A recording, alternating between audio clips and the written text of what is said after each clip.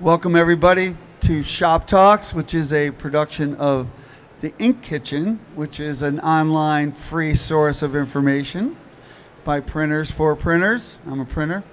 And sponsoring the Shop Talks are Hanes, Impressions, who put on this show and have a good magazine, and Hirsch Solutions. That's the sponsors of this. And I'm real happy to have here today Stan Banks, who is T-shirt Stan Banks, the T-shirt side hustle guy. And I wish I knew him a long time ago, because I started in my basement with a side hustle and I had no idea what I was doing and could have used his advice. So he's going to talk a little bit about how to get something going on the side to get into this industry. So first and foremost, it's fine that you stumble. Sometimes I do my intro and I do it all the time and I fumble through it sometimes, got to restart. I think where I want to start is kind of that no matter who you talk to about how they got into the industry, it's always a similar story. It may change slightly. They were trying to either print something for basement, themselves. garage, Attic. Something, some merch for themselves, or in my case, it was just merch for my own business. And then once they started that journey, what happens is they realize that they can print for other people, and then they follow the money, and it leads them going deeper and deeper into the industry. One thing that I found when I started was there was a lack of information as far as before you got into the industry. Nobody wants to answer your questions. You don't know what to charge, how to charge. You don't know where to turn for information. You're just buying things. Bought a lot of things that didn't really have the information that I needed. And in turn, once I kind of got my foot right and I started to make money and I started to understand things, I had got a job, and this was actually like my side job to me because I needed health insurance. And once that happened for me, I realized people can't live off of the income. So that the side hustle, which would technically been my side hustle from my full-time job, the t-shirts allowed me to actually live and make them ends meet at that point. So from there, the side hustle started for me, and then I said I need to tell other people, because if you need to make an extra $500 or $1,000 a month, t-shirts is something that you could do it easily, and they pretty much sell themselves. and you don't go to jail. True indeed. Do not go to jail. Although I know a few people who have. Definitely. So it's important, man. It's important to give people information, to introduce them to the industry. And then, I got people who've grown into 6-head embroidery machines, into automatic machines. You can take it wherever you want to go. Once you're on the inside, it's almost like the information is of abundance. But getting inside is the first step. So that's what I set out to do. And that's what I help people with. So for some, I know there's people here that are just thinking about the industry that show up. So there's got to be some people here that either watch this video or in the room. So at the very least, what can you do? Like if you got hardly any money and you want to get into it, what are some things that you could do to make a little money? So the first thing that I do, without a big investment. Right, with no investment, I would go visit screen print shops and let them know that you want to print. And the terminology that you use is very, very important. Right? I want to know about your contract printing prices. And that's how I started. I didn't do anything. Magic words, right? I didn't know anything. Those words alone to get you a whole different price sheet where you can make money, right? So the first lady that I walked in, she charged me $3 a shirt, or actually $8 for the full garment. And I would just mark it up $1. I had taught myself how to do artwork, and I didn't really make money off of shirts. So then the next thing I did was provided my own shirts, and it took the price down. And then I just kind of got in there. But if you don't have any income, any money, or you don't have any money to spare, in order to get into the industry, if you walk into a few printers, ask for contract printing, they'll give you a price sheet where the screen prints may be like $1.50 or $1.20, depending on the quantity, maybe $2, but you can mark that up, and then you can start to generate some income. So now you have some money. Other than that, if you have $200, I'm saying buying the heat press off of Amazon. You buy a heat press off of Amazon, it's not going to be the best. You don't want to read the reviews on them because they're going to all be half bad, right? Like, mine personally, my favorite is the Tussie off of Amazon. And get that machine for about $200, and now you're off and printing. You have something that you can make money with. Usually, so explain that a little. So what can you do with the transfer machine? So with the heat press, you can literally almost provide screen print quality work through screen printed transfers. And that's one of the things that I've actually got into later down the line, and I wish I started with. When I got my heat press and my vinyl cutter, I went back. I already learned screen printing. I walked into a screen print shop. Luckily for me, the guy who I walked into is a former substitute teacher of mine. So it kind of like I kind of got a leg You got into the inside info. Yeah. So, but I had already strapped a DIY starter kit from Ryanette to my mom's dryer in the basement, and was trying to print and burn screens with the floodlight. I had already went through those things, but when I got to this point, I walked in with this guy pretty much, and it got me started. So buying a heat press at that point, I look back and I said, why didn't I start with a heat press in the first place? All of the knowledge that you get between vinyl, it translates into the screen printing as color separation. So if you want to then go down, and it's not a shop that you can walk into, I don't care if they got 13 automatic machines or one manual machine, there's a heat press in the building somewhere. So the technology it's not a waste of money at all. I mean, we won every award for screen printing, and we have 9 automatics and 3 manuals, and we use transfers all the time. Yeah, and I think people today, it's like, you know, the old mindset of like iron-on was the thing that everybody wanted to stay away from. It was the Care Bears. Yeah, They're all washed off, and everybody thinks that. I mean, I actually call them indirect prints for some people, because it's the same ink, and you just heat applying it. No one knows the difference. I think more and more people want whatever they want on the shirt, and they don't care how you get it there. And they really don't. I firmly believe that. And you don't need to tell them how you got it there. The people who come into your shop saying, I want screen printer, or I want DTG, they've done a little bit of research. And honestly, if you talk to them about what they want and you start to explain the cost at certain things based on what you have, they're probably actually going to go backpedal into like, well, what's the most cost-effective option, right? So, but pretty much people don't know, and honestly they don't care, especially if it's sentimental and you're giving them what they want. As long as it's not going to wash off in their mind, I'm fine with however you need to produce this artwork. So you mentioned DTG. For folks new to the industry, what is that? That's direct-to-garment printing. So it's pretty much, to explain it in the simplest terms, is it's your home printer printing directly on the shirt. It's not your home printer. It's about $20,000 to get into it, but theoretically, it's like running it through a print machine. Anything you see on the screen, you can print. You print it, and it prints directly onto the shirt. Right. So like you're printing a Epson printer on your desktop, a piece of paper. It's on a T-shirt ink though. Yep. So if you had $500, what would you do? I would do the same thing. I'm going to go get me a Silhouette Cameo, and I'm going to get me a heat press. What's a Silhouette Cameo? That's a vinyl cutter. A Silhouette Cameo is called a craft cutter. It's one of the entry-level cutters. Between that and Cricut, pretty much have the entry-level machines that you start with. And those machines allow you to cut vinyl and then a heat apply to vinyl, so allow you to make custom shirts. Personalization, I think, is every small business's advantage. So being able to personalize something for somebody will get you some business versus some of the bigger companies that don't want to deal with the ones and twos. Now, starting out, $25 a shirt is a higher profit margin.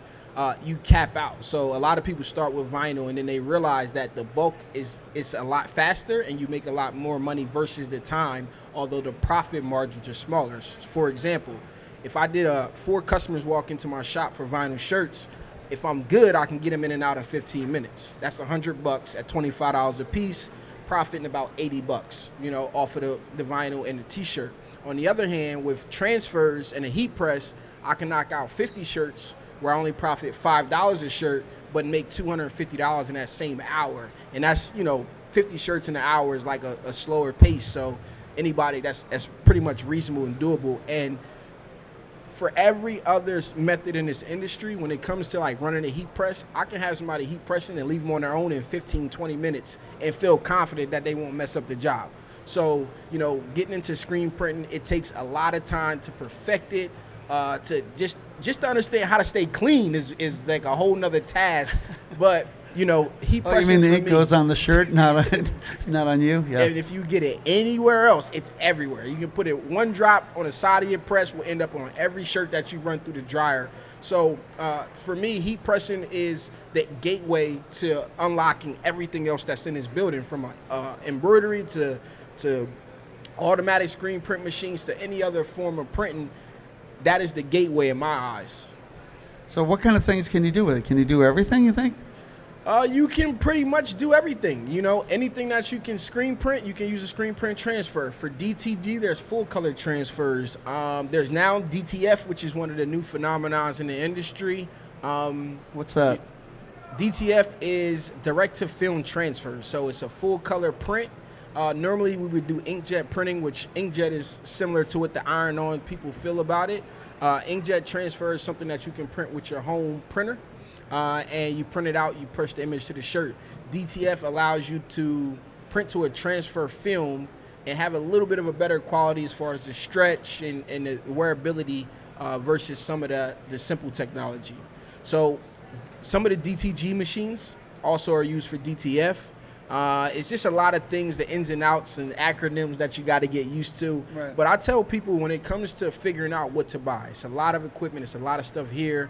That you could go purchase. Just listen to what your customers are asking for. Try to outsource it first, see if it's a market for it, and then once you figure out that, people ask me questions like, oh, should I buy a sublimation machine or should I get a DTF machine? Should I get into DTG? First off, what's your budget? You got to figure out how much money you have to invest. That's going to eliminate half your options, right off the bat. But ultimately, there's no one-size-fits-all answer, because what I like to print and what I enjoy printing is not going to be the same for you and vice versa. But You might have different customers too, right? Ultimately, your customers are going to say if you should be buying a sticker printer or you should be buying a sublimation machine or, one of the other machines on the market.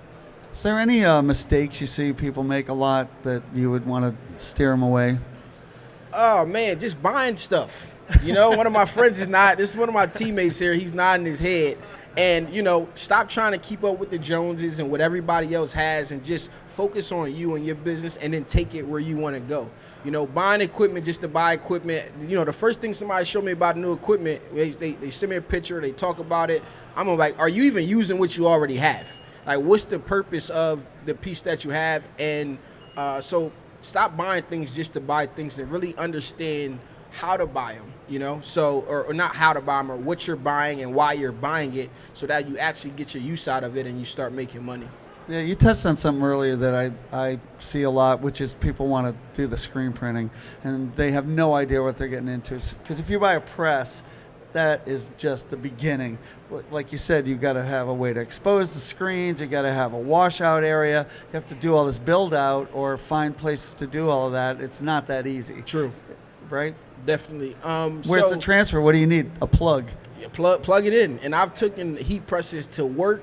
I've took them, I tell people a 6-foot portable table. Give me a 6-foot portable table, a laptop, some vinyl, and a vinyl cutter. If you $1,000, $1,000, you got a legit business where you can go and make $1,000 a week if you want to put the work in to do it. And that's been the case. So versus the space that you need for screen printing, the equipment that you need to really do it right, it becomes, even if you want to get into screen printing, the heat press will help you cure shirts. It's a lot cheaper way to cure the shirts than buying a conveyor dryer and running that machine. So it's definitely something that you can use in multiple ways.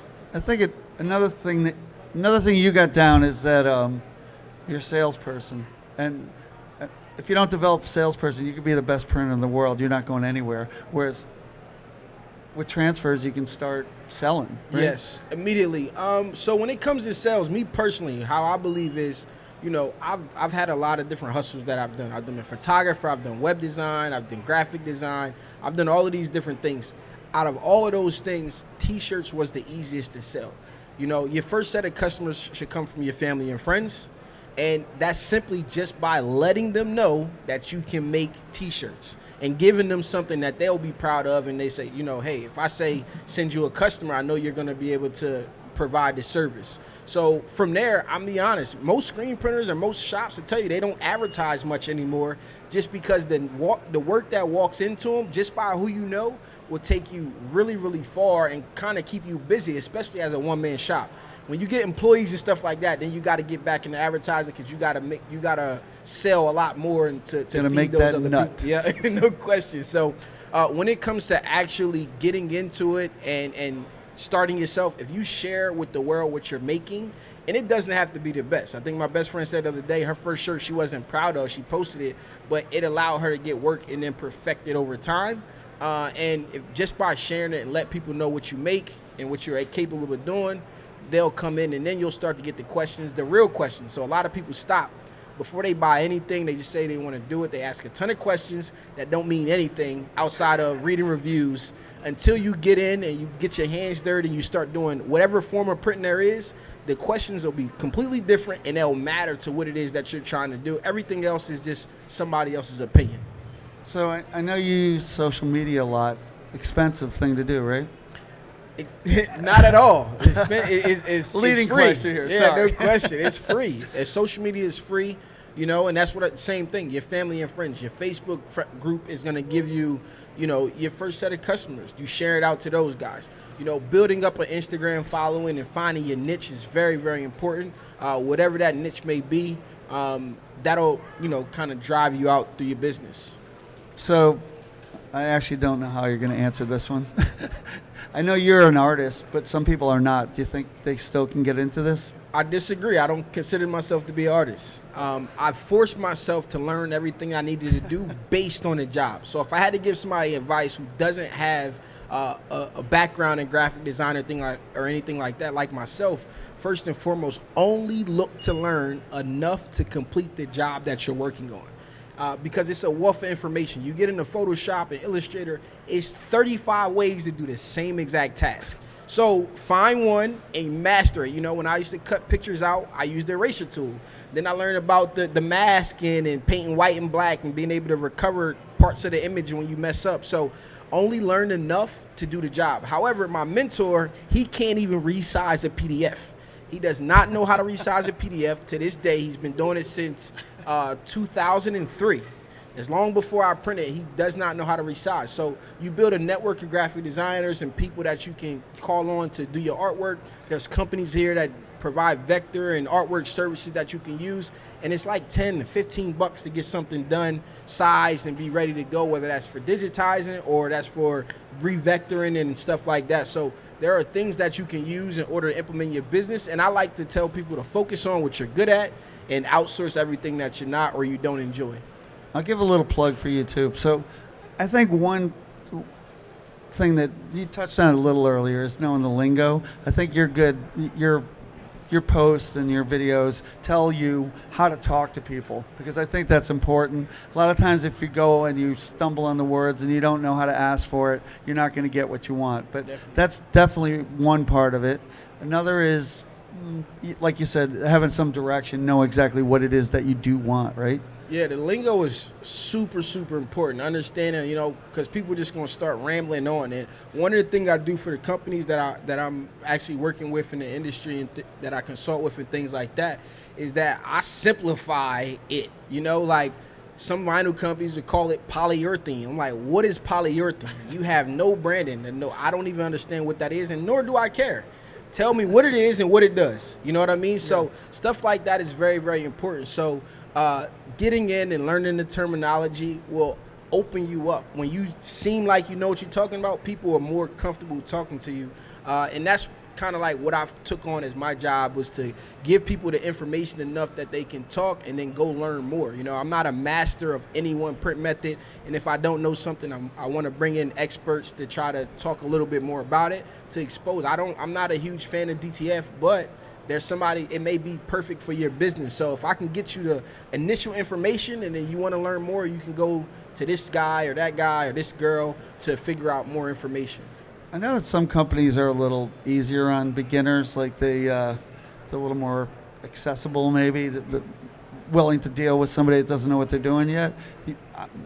One thing about here, you can talk about companies, I don't care. Like any companies you've seen out there that are particularly good that you can trust when you or break it down for a beginner? I'm really an old school type of guy. I work on handshakes. So when I talk to companies and I'm even establishing partnerships and different things like that, I want to make sure that the customer is first. And I know my customer base. I know they're coming in. I know the struggles that they have, because I went through them on my way up the same way you did in your garage, in your basement. I had those same problems. So it's frustrating when people aren't trying to hear you out and understand you. So really any company that I partner with or that I work with or that I mention, I make sure that they're going to follow through and go through. So companies that are here right now, Econo Transfer, a vinyl company that I really am, it's from my hometown, but they really have a good product, a good service.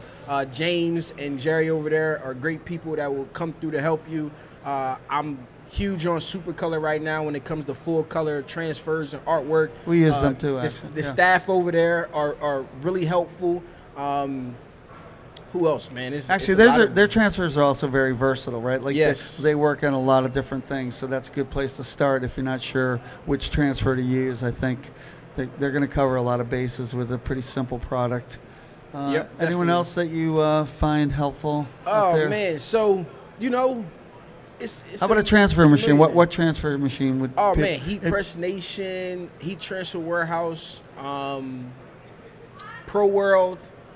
Those are companies that I deal with on a day in day out basis. I've actually used the machines. I've unboxed and reviewed a lot of heat press machines. Those companies are companies that I know will have a good product, and if something goes wrong, they'll take care of it. They putting out their own content. I encourage a lot of companies to find their voice on social media so that they can educate people, because we can't always today. We need information at our fingertips 24 hours a day. I'm pretty sure you used to print 3 o'clock in the morning Oh, yeah. and be up all night, and if something goes wrong, I can't necessarily go call this guy from this company, but if they have some videos on their product, troubleshooting and different things like that, because they care as a company, they invest the time and effort and energy into it, those are the companies that I would lean towards. All right. We'll open up for questions, unless you want to say anything else before that. Questions, I'm here All to right. help. Who's got a question for Stan? And someone getting into My mentors told me, do not show up anywhere without a question in mind. So I like that. I'm going to make somebody ask a question because he knows exactly the mentor that I'm talking about. So Javier, I hope you got a question, because Stu will be mad if you don't.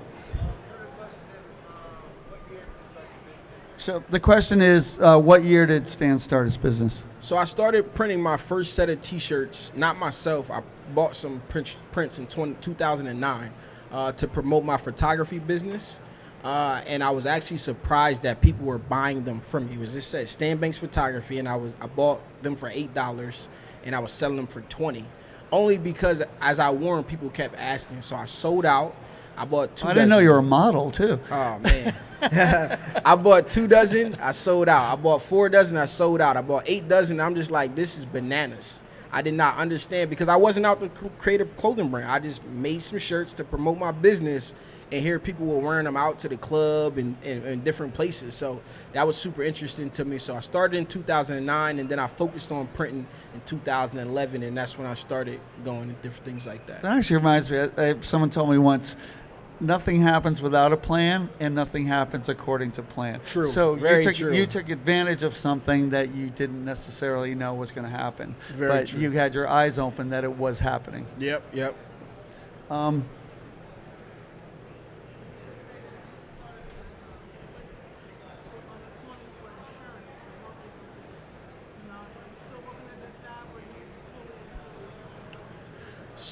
The question is about unemployment and health insurance. That's a question we all have, right? I think that's a political question, but besides that, let's talk about it here. So I do not work at that job anymore. I was there for like a year and a half. I was 23, I think, when I got that job. It was the first job that I ever had. So health insurance is important, and I needed it because I had a child. And at that point, that was the only thing that I knew. It wasn't about the financial security that the job gave me. I didn't care how much I made because I was leaving and going to print my shirts. But on the other side, a lot of entrepreneurs don't understand how to get insurance. So like, it is expensive in a sense, when you're used to your job paying for it, and then you look at forking off $700 is about what I pay right now for me and one of my children. So looking at it like that, you just have to get quotes, and it's important. A lot of people may have, Obamacare or one of these different health plans that come from the state that you live in. But overall, health insurance is important. So that's just something that you get a quote for. And if you need it, I suggest you have. It's better to have and not need than to need and not have. 30% of Americans are in collection for healthcare reasons. Yeah, you need insurance. Go ahead.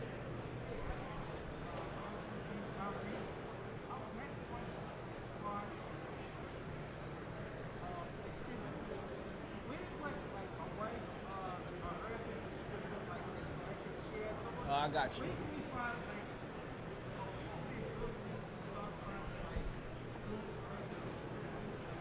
All right, the question is, where can we find some more fashionable stuff like good urban wear distributors, I think was the question. So to be honest, with fashion blanks, it's really, really hard. They're not in this room right now, right? And the places that you gotta go is to New York, you gotta go to LA, and I've visited these places.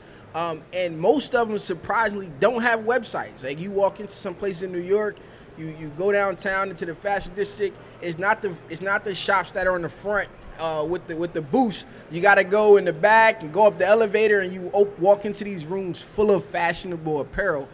So you got to get out and go find these companies. There is one company right now who is doing it really, really big. It's called Superline Wholesale. They're out of Atlanta. They keep all of the trendy stuff in. Right now, Circle Clothing is working really, really hard to bring this stuff to market as far as like tech fleece or active fleece is what we call it, and some of the fashionable like jogger sets and stuff like that. But you have to really, really look hard and get out and go to these locations to find it. Yeah, so it's tough, man, and I'm working to bring some of that stuff to the actual wholesale market where you can buy it in abundance. The main problem is you can't buy by the piece when you deal with fashion, and you gotta purchase a season ahead. So by the time you ready to purchase, if you're waiting this summertime and you want to go grab shorts, all of the big companies have already purchased them and they're selling them in the malls and all of that stuff. So it's really, really hard to keep up with the fashion stuff. So, you know, and with our small businesses, we're not prepared to go in and buy 48 cases of sweatshorts before we actually have a customer to sell them to. So those are the things that become a problem. I recently collaborated with Circle Clothing on like some shorter shorts, some sweatshorts that aren't like super long, they're above the knee, and they're more of a trendy fit. So I'm working with companies that I find that are willing to work and bring things like that to the market. So it's tough, but you just got to keep your head down and check out Superline out of Atlanta. But on the whole, I think you mentioned Los Angeles and New York are where Yes. most of that's happening. Maybe a little bit Miami, but not a lot of places in the United States doing fashion stuff. And then what distributors of the regular kind of T-shirts will take in a beginner? Oh, man, so... Because some won't, right? A lot of them won't, honestly. So Jiffy Shirt is, you know, if I ask people, do you have a business license, resale certificate, yes or no? So the first thing I say is go to Jiffy Shirts. There's other ones that you can go to. You can figure it out. But Jiffy Shirt is one of the main ones who get things to you very, very fast. And they pull from these distributors that don't take you in. So other than that, you know, once you get yourself set up, you go to Alfred Broder, you go to Sandmar, you go to TSC Apparel. So for them, you need a resale license. Yep, you need You a want to resale explain what that is to people a little bit anyway? So I'm gonna be honest, I don't really Without know. too deep. I don't know too much because I'm from Delaware and we're not required. So anytime I see that, I say I'm not required to have it. But basically, You and your brother Biden, right? right. We have to go to one of the state buildings and fill out. You can usually do it online, a resale certificate. Most places don't cost anything. If it does, it's less than $50. And basically that says that the companies that you're dealing with don't have to charge you taxes, but you will charge taxes when you sell it. And you can't buy from the big distributors without it. Yeah, Correct. right. Unless you live in Delaware. In some of these companies, you can actually operate off of your social security number starting out. So if you just have to check with different ones and see what they require, because you don't necessarily always have to have an EIN number. If you're running a business that is your own business and you're running it maybe as a DBA or something like that, you can operate through these distributors and stuff like that with your social security number. So just keep that in mind and just ask if they have any questions. Certificate, yeah. So tax exempt, yep. Yeah. Tax exempt, the tax exempt forms, yep. Yep. Other questions? Starting out within The question is, how do you start out and control your inventory? So I'm gonna answer this in two ways. So the way I suggest people start is usually with vinyl cutter, because all of the knowledge will transfer over. I suggest people build it up. You start with your primary colors, and when it comes to vinyl, your blacks, your whites, your reds, your royals, any school or anybody in particular that you're gonna sell a lot of stuff to, you go grab those colors, and I like to buy by 5-yard rolls. When it comes to t-shirts, I suggest people only stock white and black. You know, you should stock white and black. You allow them to, hey, if you want a custom shirt, I got white and black shirts all the time. You know, hey, if you want something else, I can get it, or you can bring it into me. And if they do a bulk order, then you can go on and place your order. And I like to use Flex Express with Alpha Broder. I think it's like $5 shipping to a FedEx location near you, because shipping out of some of these distributors is crazy. It might be like one shirt and they might want $26 to ship it. It's like, what's the point of that, right? So Flex Express is something that you can find at checkout once you switch it to credit card, and it'll ship it to the closest FedEx. You go pick it up. I think the last I remember, it used to be free, and then it became $5. $5.99. There you go. $5.99 Flex ship. Express. Yep. Yeah, you have to go and get it. It's not going to your house. Yeah, close enough though. Right. Versus the $20 difference that you might have to pay for your order. And what if you're shipping out to customers? What do you do then? So shipping out, man, it's best to, obviously, if you can use the post office, just use the post office. They usually have the cheapest rates, especially if you don't have business accounts. But to become a little bit more reliable, get a business account with FedEx or UPS. That way, you know, you can charge it to your account, and the rates are a little bit better. And if you're a part of like ASI, PPAI, you get discounts and different things like that. So sometimes, you know, we get afraid to purchase memberships or do different things like that. But if you look at the membership and they give you a discount, usually the discount, if you're doing a lot of shipping, I think it's like 50% off rates. It's very, very high like with, yeah. I think, PPAI and ASI. Stamps.com. Yeah, so the question is, what about Stamps.com? So Stamps.com and ShipStation, those are companies that I use for, like, if I'm fulfilling orders for my brand. But basically, it's a setup where they give you discounted rates. Stamps.com only works with the post office. They'll give you a discounted rate. Basically, they take off the labor costs, it seems like, you know, where a package that might be $4.50 might be $3.25 or something like that. So you do definitely get to save, but you're doing all the work. And the best part about that, by shipping things and getting a label maker, label makers cost like $150 to $300 depending on what you get. The best part about that, you will save so much time that $300 that you're afraid to spend when you go to the post office on certain days and that line is out the door and they got one person there and an employee has an attitude and you at the back of the line because somebody's looking for their check, their old mail, or trying to get a passport, whatever it may be. The line that has saved you. I went to give you a little story. When I was doing the HBCU apparel, I had like launched the brand when Straight Outta Compton came out, and I had like a $700 shipping bill. I went to a small town. We shut down the small post office. I had to break it up. The system broke down. I had a $750 shipping bill off of $3 packages. The next time I showed up at the door, I already had a label maker and things like that. They didn't know, but I walked in the door. They told us, you can't come in here. And I was like, wait. I got everything. It's already labeled and stuff like that. But, you know, you're dealing with, you know, people who are overworked and underpaid and different things like that. And then people come in and they got attitudes. So sometimes it's not always projected on you. But having a label maker, printing your labels, dropping your package off, and walking back out the door is worth the $300 that label maker may cost you. Actually, it's a little bit of a secret or something. They'll actually come pick up your packages. They will. Definitely will. We didn't know that. We were dragging them. We were waiting in line, and then they'll give you these big bags even to put your packages in, and they'll come pick them up. They gave me bins after bins, that but even time. Yep, then when you get past the bins, you get the bags. Yep.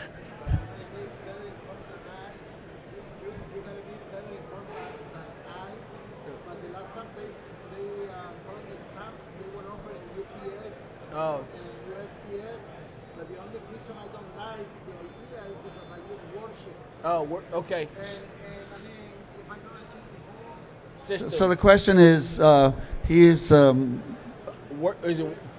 WorldShip. He uses WorldShip, and that prevents him from using some of the benefits Yeah. of Stamps.com, I think, is Yeah, the question. so I mean, there's a lot of services. You know, at the end of the day, you got to find the right service for your business and what you're doing.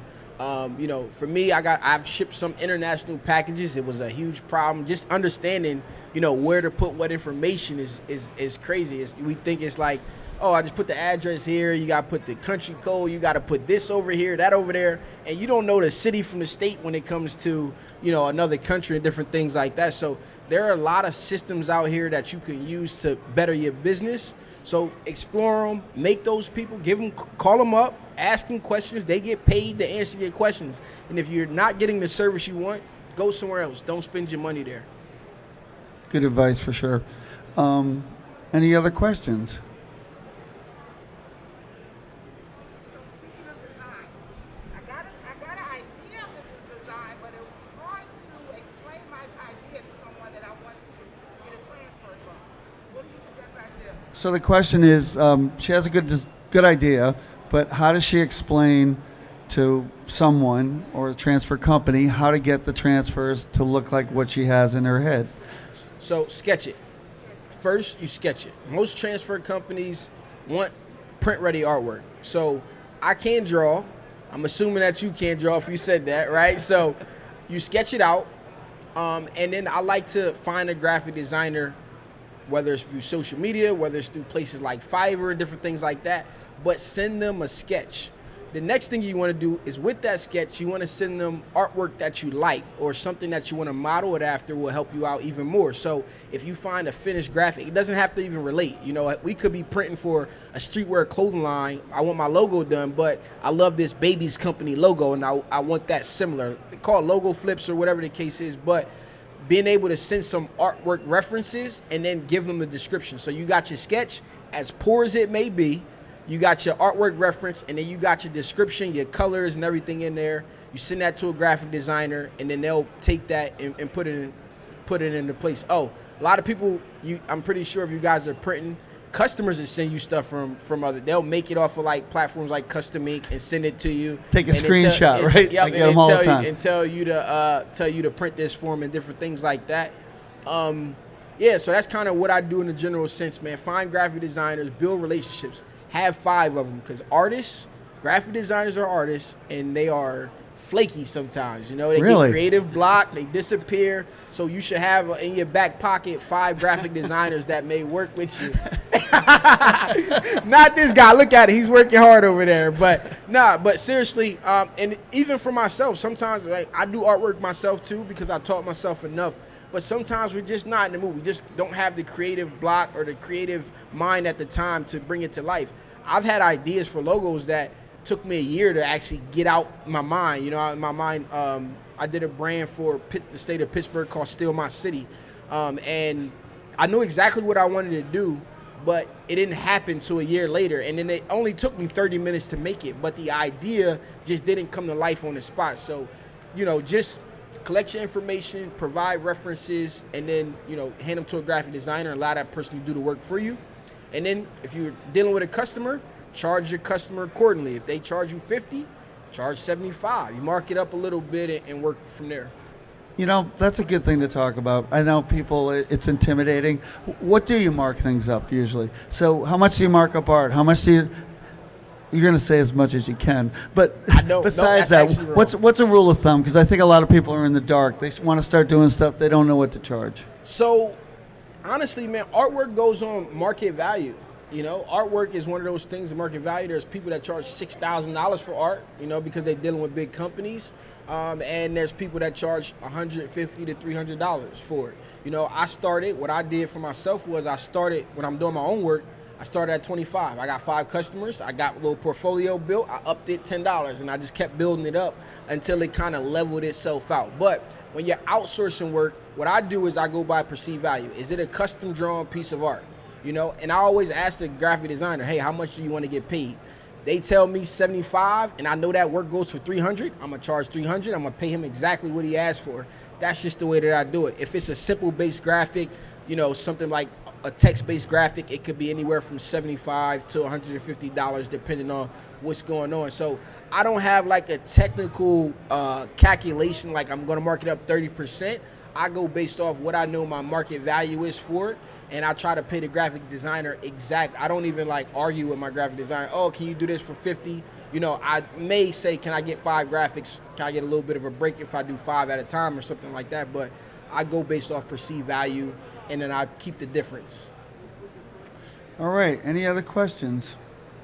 All right. I think, Stan, you're going to hang around for a few minutes if the shy people want to I'm ask here. a question. All right. I want to thank Stan Banks again, T-shirt Side Hustle, and we'll be here again tomorrow morning. No. Actually, Saturday morning. Saturday morning, but I think tomorrow too.